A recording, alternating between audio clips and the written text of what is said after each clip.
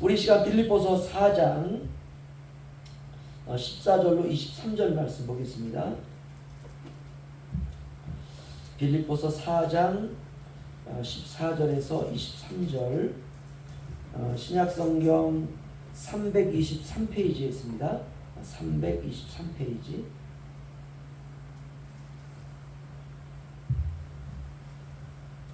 아, 14절로 23절까지 저한저씩 교도하겠습니다.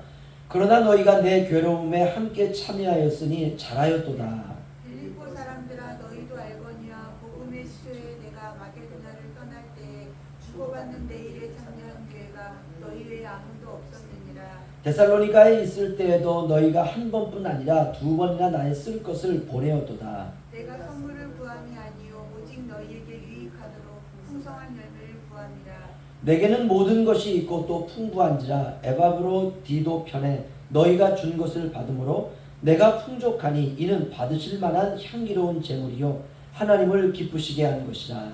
나의 하나님이 그리스도 예수 안에서 영감 가운데 그 풍성한 너희 모든 쓸 것을 채우시리라. 하나님 곧 우리 아버지께 세세 무궁하도록 영광을 돌릴지어다. 아멘. 그리스도 예수 안에 있는 성도에게 각각 문안하라. 나와 함께 있는 형제들이 너희에게 문안하고 모든 성도들이 너희에게 문안하되 특히 가이사의 집 사람들 중 몇이니라. 주 예수 그리스도의 은혜가 너희 심령에 있을지어다. 아멘. 네, 오늘 변함없는 신자가 됩시다 라는 제목으로 함께 은혜 받는 시간을 갖도록 하겠습니다. 그 인생의 평준화라고 하는 것이 있는데요.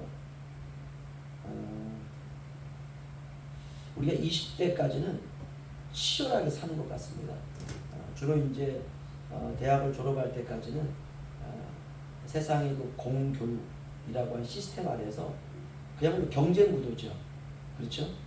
그래서 시험 봐야 되고 또 패스해야 되고 또 합격해야 되고 또 인정받아야 되고 또 남자는 군대를 갔다 오고 또 여자는 졸업한 이후에 취업이라고 하는 그 관문 앞에서 좀 피를 말리는 그 시간들을 보내게 됩니다. 그리고 이제 남자들은 군대 갔다 와서 대학을 복학하고 또다시 이제 학교를 마치고 또 진로를 결정하고 이런 모든 과정들이 남자와 여자가 좀 차이는 있지만요. 아무튼 치열하게 삽니다. 그래서 20대 후반, 30대 초반이 되면 이제 취업해서 그야말로 이제 그 회사원이 되었든 직장인이 되었든 아니면 작은 사업이 되었든 아니면 알바를 하든 아무튼 이렇게 이제 경제 활동을 시작합니다. 그렇게 이제 20대, 30대를 보내면서 세상이 이제 불공평하다라고 하는 것을 느끼죠. 나는 열심히 했는데 열심히 한 것과 다른 사람을 비교한다면 저 사람은 그렇게 열심히 한 것 같지 않은데 나보다 더 높은 정상에 가 있고 나는 열심히 했는데 그 사람이 오른 그 정상의 중턱에도 가 있지 못하고 이렇게 이제 30대까지는 높은 산과 계곡처럼 차이가 납니다. 학교를 똑같이 졸업했다 할지라도 또 차이가 나는 것이에요. 그러다 이제 나이가 들어가면서 어떻습니까? 산은 낮아지고 계곡은 높아지는 것이죠. 그러면서 모두가 다 이제 비슷해지는 시기를 우리가 이제 그 나이대별로 경험을 하게 됩니다. 나이 40이 되면 외모의 평준화가 이루어져요. 30대까지는 예쁜 사람은 예뻐요. 그런데 한 40쯤 되면은요, 요즘이야 뭐 이제 또 성형수술도 하고 이래가지고 40이 되어도 우리가 그렇게 뭐 평준화가 안 되었다라고 생각할 수 있지만 그래도 뭐 화장 다 지우고 나면요 비슷합니다. 다 화장빨 아니에요. 알고 보면 다 화장빨이에요. 그러나 이제 40대가 딱 되면은 외모의 평준화가 쫙 일어나요. 외모나 개성이 사라지고 그 얼굴이 그 얼굴입니다. 20대 때 그렇게 예뻤던 사람이요 40대가 되었는데 왜 다른 사람과 비슷해지는 거예요. 얼굴이요.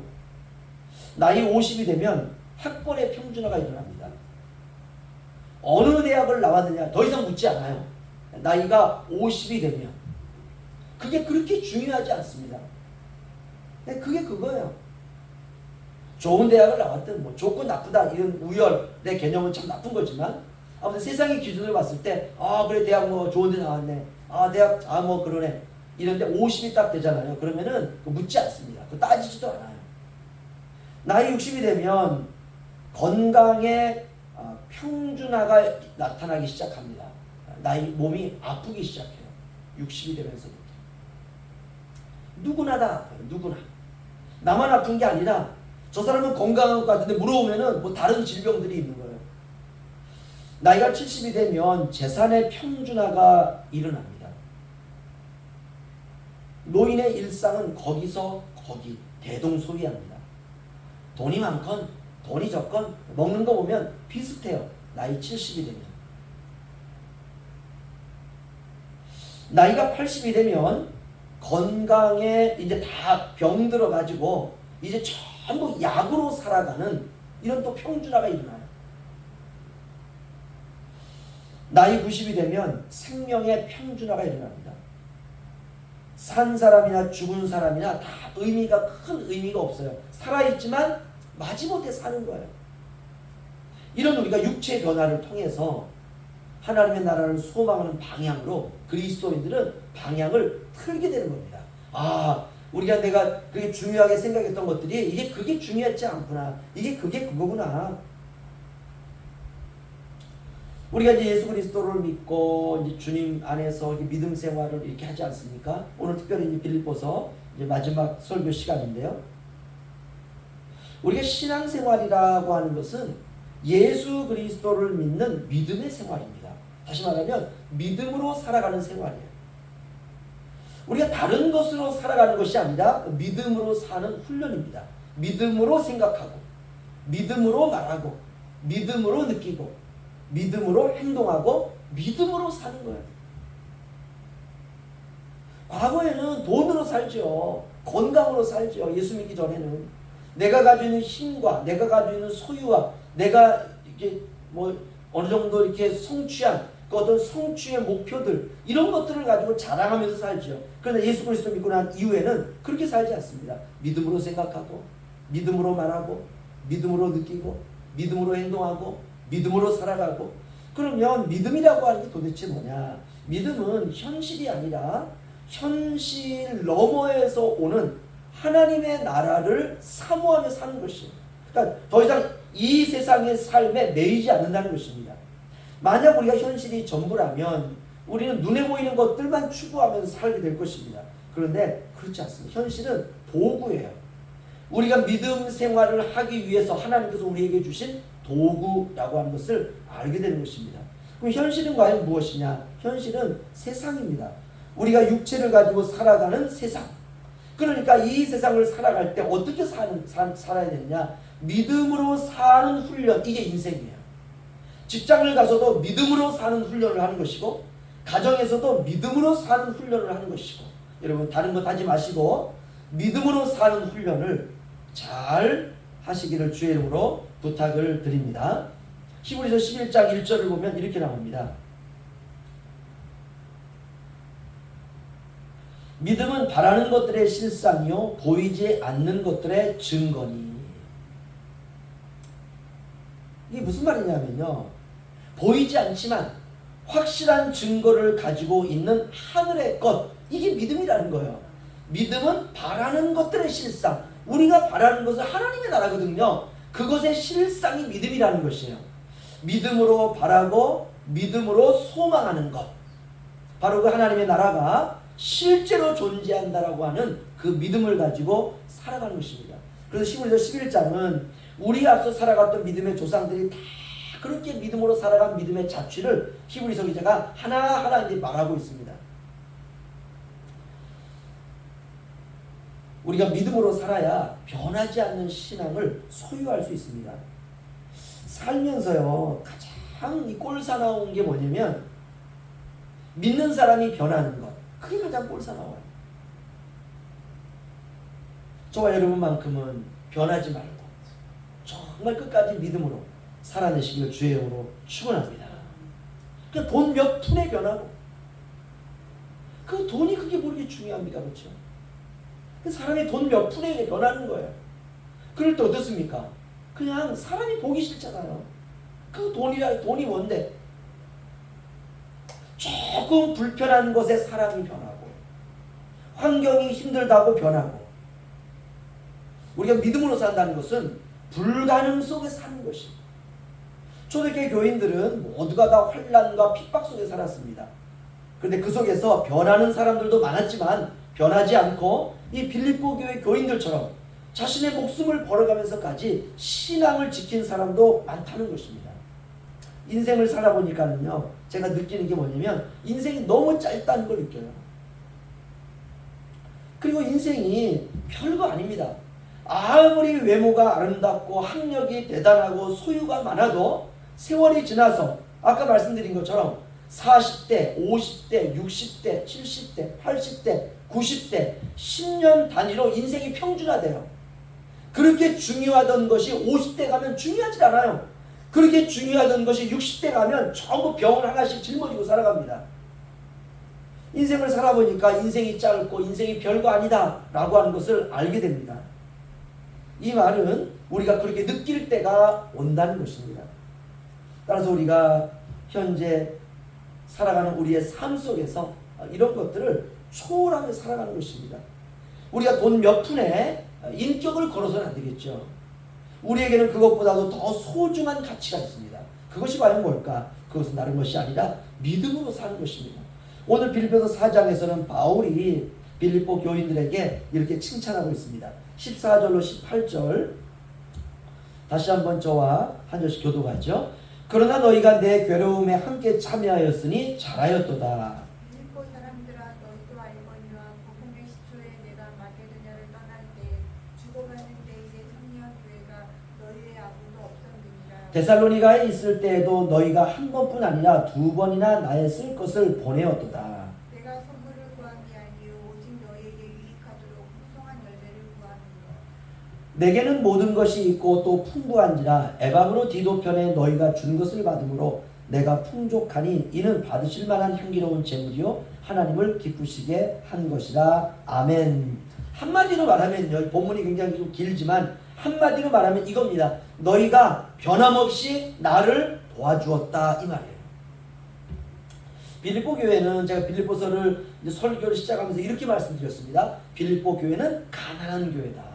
초대교회 가운데 가장 가난한 교회 빌립보 교회입니다. 그런데 이 빌립보 교회는 가난이 주님을 위한 일을 하는데 장애가 되지 않았다는 것이에요. 여러분 돈이 있다고 주님의 일을 하는 게 아닙니다. 돈이 없어도 할 수 있어요. 어떻게 돈이 없어도 주님의 일을 할 수 있느냐? 주님이 다 주십니다. 내가 주님의 일을 하려고 하는데 돈이 없어요. 주님 내게 물질을 주옵소서. 그 물질을 주세요. 내가 주님의 일을 하려고 하는데 돈은 있는데 건강이 없어요. 주님 내게 건강을 주옵소서. 그럼 주님이 건강을 주세요. 내가 주님의 일을 하는데 돈도 있고 건강도 있는데 내 마음에 정말 어떤 사명이 없어요. 주님 내게 사명을 주옵소서. 그럼 내 안에 뜨거운 사명을 주십니다. 내가 무엇을 할 것인지 주님께서 가르쳐 주시는 것이에요. 빌립보 교회가 그랬습니다. 너무 가난해가지고 돈이 없는데 바울이 사역을 하는데 바울의 사역에 빌립보 교회가 물질적인 후원을 하는 거예요. 이 대단하지 않습니까? 돈이 없는 게 빌립보 교회에는 장애가 아니었어요. 이렇게 빌립보 교회가 그런 믿음으로 바울을 도운 것입니다. 그러자 바울이 그렇게 자신을 도운 이 빌립보 교인들을 위해서 이렇게 기도합니다. 4장 19절 우리 다 함께 읽겠습니다. 시작. 나의 하나님이 그리스도 예수 안에서 영광 가운데 그 풍성한 대로 너희 모든 쓸 것을 채우시리라. 아멘. 나의 하나님이 그리스도 예수 안에서 영광 가운데 그 풍성한 대로 가난한 너희의 모든 것을 쓸 것을 하나님께서 채우시리라. 할렐루야. 여러분 기도만큼 강력한 무기가 없습니다. 여러분 기도하면 힘이 나요. 기도하면 용기가 나요. 기도하면 일어설 수 있습니다. 기도하면 불가능 속에서 가능을 꿈꿀 수 있습니다. 바울은 빌립보 교회를 위해서 구체적으로 기도하고 있어요. 나의 하나님이 그리스도 예수 안에서 영광 가운데 그 풍성한 대로 너희 모든 쓸 것을 채우시리라. 걱정하지 마. 하나님이 채우실 거야. 내가 너희를 위해 기도할 거야. 없으면 기도하면 돼요. 두려울 게 뭐 있습니까? 기도하면 두렵지 않아요. 그러기 위해서는 우리가 욕심을 버려야 됩니다. 신앙생활에서 가장 중요한 게 뭐냐? 욕심을 버리는 거예요. 참 우리가 어떤 상황을 딱 만났을 때예요. 우리가 인생을 살아온 연륜이라는 게 있잖아요. 딱 압니다. 여러분 사람과 사람 사이에 다툼은 딱 하나밖에 없어요. 욕심밖에 없습니다. 욕심이요. 그게 눈에 딱 보이는데도 그 욕심을 그냥 안 보이는 것처럼 어디에 감춰놓고 뭔가를 하려고 한단 말이에요. 그렇지 않습니다. 욕심을 버려야 돼요. 저도 그렇고 성도들도 그렇고 우리 모든 교우들도 그렇고 자녀들도 그렇고. 왜냐? 인간의 욕망은 한이 없습니다. 저와 여러분이 있는 것에 만족하시기를 주의 이름으로 축원합니다. 아까 안 권사님 말씀하신 것처럼 잠을 잘 수 있는 작은 방 한 칸이면 족하다. 할렐루야. 맞습니다. 하루 먹을 양식 있으면 감사하며 사는 거예요. 이게 다 훈련이에요. 훈련. 작은 것에 감사해야 큰 것을 주십니다. 하지만 우리가 작은 것에 감사하지 못하면 우리 안에 자꾸 불평이 생겨요. 작은 것에 감사한 사람은 큰 것을 주어도 큰 것에 연연해하지 않습니다. 이게 이런 모든 것들로부터 자유함으로 살아갈 수 있는 것입니다. 그래서 이 마지막 때에 우리는 모든 것을 다 물질적인 가치, 개인의 어떤 역량의 가치 이런 것들로 평가하려고 하는 이런 세상에서 우리가 하나님의 말씀으로 살기 위해서는요, 신자들이 정신 차리고 살아야 돼요. 우리가 자꾸 세상을 따라 살려고 하면 안 됩니다. 저는 이 울릉도에 와서 참 감사한 것 중에 하나가 뭐냐, 세상과 많은 부분들이 단절되어 있다는 게 참 감사해요. 여기서 무슨 백화점을 갈 수 있습니까? 갈 수가 없어요. 여기서 내가 뭐 좋은 신발 하나 사기 위해서 어디로 갈 데가 없어요. 살 데도 별로 없어요. 이렇게 내가 무엇인가 하려고 했던 것들이 더 이상 할 수가 없어요. 단절되어 있습니다. 그래서 저는 좋아요. 왜냐? 그런 것에 제가 시간을 낭비하지 않을 수 있으니까. 내가 이런 것들로부터 단절되어 있다 보니까 시간이 참 많습니다. 정말 시간이 많아요. 하루를 1년처럼 살고 있어요. 요즘은 저녁 6시에 한 10분, 20분 넘어가면 캄캄해지기 시작합니다. 그럼 동네가 조용해요. 아, 밖에 나가서 좀 이렇게 좀 바람도 좀 쐬야지. 쐴 수도 없어요. 모기가 너무 많아요. 나가지도 잘 나가고 싶은 마음도 없어요. 그저 그냥 목양실에서 성경 읽고 묵상하고 기도하면서 하나님의 나라와 하나님의 의를 구하려고 제가 몸부림을 칩니다. 그러면 돼요. 아니 저녁 7시에 등불을 두고 밖에 나갈 이유가 뭐가 있습니까? 그렇죠? 그 시간에 나가 돌아다닐 이유가 없어요. 만약에 저녁 한 6시만 넘으면 깜깜해지는 이 울릉도가 너무 불편하다. 이 사람은 울릉도에 살면 안 돼요. 빨리 육지로 나가 살아야 돼요. 그렇다면 많은 것들이 단절되어 있는 이 울릉도에 여러 가지로 불편함이 많은데, 그러면 이 불편한 것들을 해소가 가능한, 예를 들어 배를 타고 육지로 가면 그럼 육지는 천국인가요? 그렇지 않습니다. 중요한 것은 하나님이 나를 데려다 놔두신 그곳이면 족한 거예요. 거기가 섬이든 거기가 육지든 거기가 뭐 화려한 도시든 아무 상관없습니다. 어느 곳이든 부르심을 따라서 그의 나라와 그의 의를 구하며 하나님이 나를 데려다 놓으신 그곳에서 하나님의 나라를 구하고 주님의 의로움을 구하며 살아가는 것, 살아갈 수만 있다면 따라서 하시오. 그것으로 충분하다. 할렐루야. 우리가 세상의 문화를 다 경험하고 살 필요가 없습니다. 그래봤자 죄만 더 짓는 거예요. 어디를 가든 먹을 곳이 막 넘쳐나는 곳에 있다. 이게 축복이 아닙니다. 그거 다 먹어봤자 죄만 더 짓는 데니까요. 어느 곳이든 예배가 살고, 어느 곳이든 신앙이 살고, 어느 곳이든 믿음이 살고 어느 곳이든 성령으로 충만하고 믿음과 소망과 사랑의 역사로 살 수만 있다면 그곳이 최고의 장소입니다. 있으면 먹고 없으면 굶고 하나님이 다 필요하니까 우리에게 주시는 환경이에요. 야, 네가 좀 이제는 굶어야 될 때다. 그 굶는 거예요. 그게 내게 좀 필요한 시간이에요. 야, 이제 좀 먹어야 되겠다. 그 먹는 시간이에요. 하나님 저에게 왜 이렇게 풍족하게 주십니까? 야, 좀 먹어라. 하나님이 필요한 환경 주시는 대로 우리가 살아가면 되는 것입니다. 우리는 이 세상을 지나서 이제 다 천국으로 갈 것입니다. 하루하루 후회 없이 저와 여러분이 기쁨으로 살아야 되리라 믿습니다. 빌립보 교인들이 이제 그렇게 살았어요. 바울로부터 복음을 전해받고 난 이후에 빌립보 교인들이 가난하지만 정말 믿음으로 살려고 그렇게 살았습니다. 그러자 이제 바울이 빌립보서를 로마 감옥에서 쓰지 않았습니까? 바울이 이제 그들에게 편지를 쓰면서 편지의 마지막에 그들에게 이렇게 이제 편지를 쓰고 마칩니다. 20절에서 23절이요. 저와 다시 교도하죠. 하나님 곧 우리 아버지께 세세 무궁하도록 영광을 돌릴지어다. 아멘. 그리스도 예수 안에 있는 성도에게 각각 문안하라. 나와 함께 있는 형제 너희에게 문안하고 모든 성도들이 너희에게 문안하되 특히 가이사의 집 사람들 중 몇이니라. 주 예수 그리스도의 은혜가 너희 심령에 있을지어다. 아멘. 바울은 이제요 편지를 마치면서 함께 동역했던 이들을 문안하라 이렇게 말하고 있습니다. 처음 예수를 믿었던 빌립보 교인들은 초신자들이었어요.